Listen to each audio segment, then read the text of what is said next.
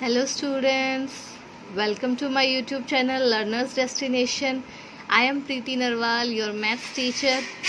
As you know, हम पढ़ रहे थे चैप्टर नंबर 7. चैप्टर नंबर 7 हमने स्टार्ट ही किया था. हम एक्सरसाइज 7.1 के क्वेश्चन हमने डिस्कस किए थे फर्स्ट एंड थर्ड. आज हम इस वीडियो में डिस्कस करेंगे क्वेश्चन नंबर 4 एंड 5. ओके, तो अगर आप चैनल पर नए हैं तो चैनल को सब्सक्राइब कीजिए. पिछली वीडियो नहीं देखी है तो सबसे पहले पिछली वीडियो देखिए, क्योंकि उसके बाद ही आपको आज की वीडियो में क्वेश्चंस को समझ में आ पाएंगे. तो चलिए स्टार्ट करते हैं क्वेश्चन नंबर 4 से. क्वेश्चन नंबर 4 की स्टेटमेंट क्या है हमारी? Check whether 5 - 2, 6, 4 and 7 - 2 are the vertices of an isosceles triangle और नॉट. हमें चेक करना है कि ये जो पॉइंट्स गिवन है, हमें जो बिंदु गिवन है, क्या वो एक आइसोसेल्स ट्रायंगल के पॉइंट है. आइसोसेल मतलब एक समद्विबाहु त्रिभुज के वर्टिसेस हैं या नहीं है. अब हमें समद्विबाहु त्रिभुज की, अगर हम आइसोसेल्स ट्रायंगल की स्पेशलिटी की बात करें तो वहां पर क्या होता है कि जो दो भुजाएं हैं, जो दो साइड्स हैं, वो क्या होती हैं, आपस में इक्वल होती हैं. तो हम इसी प्रॉपर्टी को चेक करेंगे किसकी हेल्प से? डिस्टेंस फॉर्मूला, मतलब दूरी सूत्र की सहायता से हम इसको सोल्व करेंगे और चेक करेंगे कि जो प्रॉपर्टी है आइसोसेल्स ट्रायंगल की, क्या वो सेटिस्फाई हो रही है. अगर वो सेटिस्फाई हो गई तो इसका मतलब ये जो बिंदु है वो क्या है, एक समद्विबाहु त्रिभुज के वर्टिसेस है, अदरवाइज नहीं है. तो हमने इन पॉइंट्स का नाम रख दिया ए बी सी. हमने अपनी तरफ से मान लिया कि ये पॉइंट ए के कोऑर्डिनेट्स हैं, ये बी के हैं और ये सी के हैं. तो सबसे पहले हमने निकाला ए बी के बीच में दूरी निकाली हमने, या हम कह सकते हैं कि हम भुजा ए बी की लंबाई निकाल रहे हैं.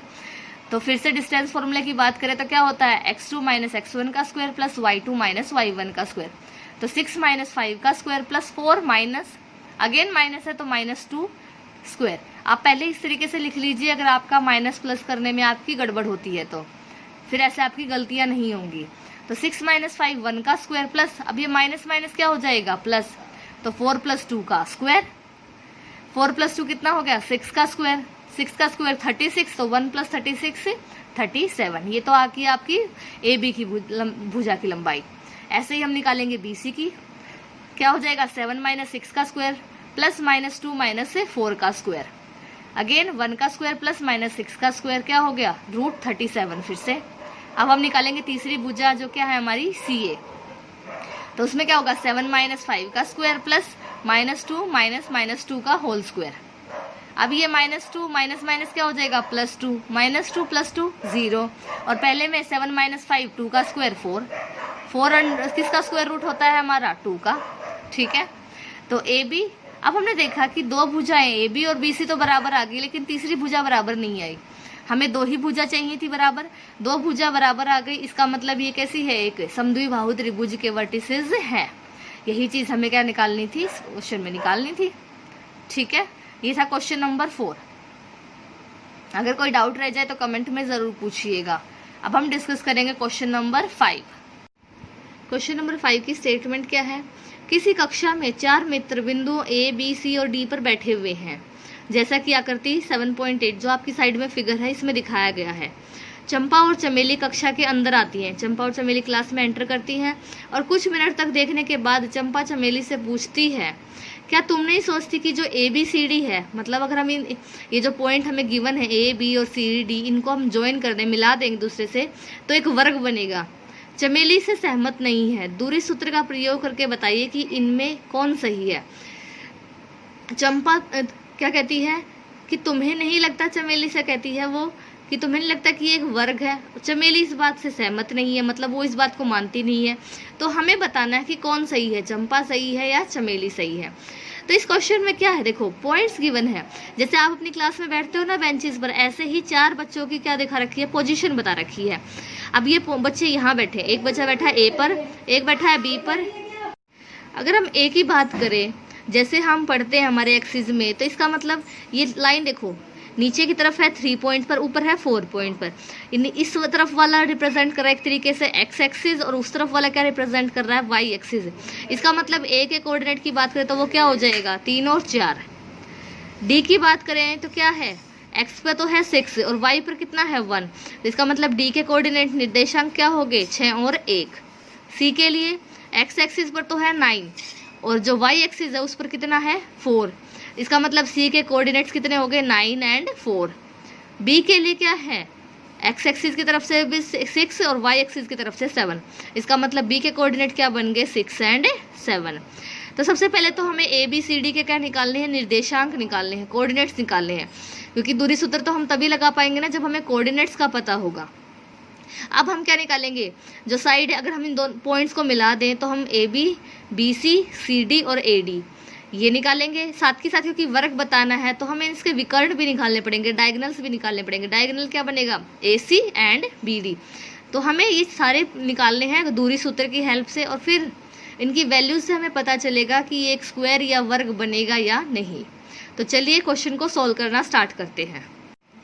फिगर से हमने ऑब्जर्व किया कि ए के कोऑर्डिनेट्स हैं 3 4, बी के कोऑर्डिनेट्स हैं 6 7, सी के कोऑर्डिनेट्स हैं 9 एंड 4 और डी के कोऑर्डिनेट्स क्या हैं 6 एंड 1।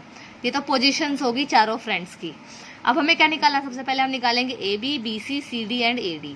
फिर से वही दूरी सूत्र के लिए क्या, x2 माइनस x1 का square plus y2 minus y1 का स्क्वायर। तो ए बी के लिए 6 माइनस 3 का स्क्वायर प्लस 7 माइनस 4 का स्क्वायर। सोल्व करने के बाद 3 का स्क्वायर प्लस 3 का square 9 plus 9 root 18। B C की बात करें फिर से 9 माइनस 6 का स्क्वायर प्लस 4 माइनस 7 का स्क्वायर, 3 का स्क्वायर प्लस माइनस 3 का स्क्वायर अगेन रूट 18।